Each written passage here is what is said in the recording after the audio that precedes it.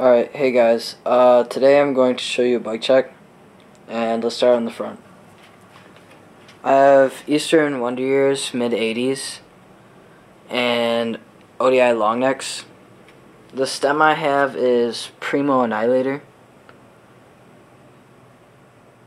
The forks I have are stock redline, and the front wheel is an Alienation Black Sheep laced to stock redline hub, and the tire is Odyssey Aitken K-Lite folding tire. My frame is a redline 5.1 with premium 1948 cranks and stolen Thermalite PCs.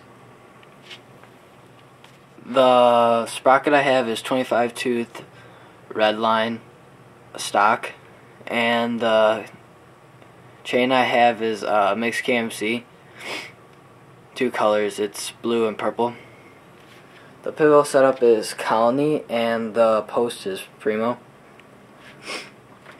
My rear wheel is Alienation Black Sheep laced to redline stock cassette hub, and the spokes are mixed black and white, and my tire is an Animal GLH.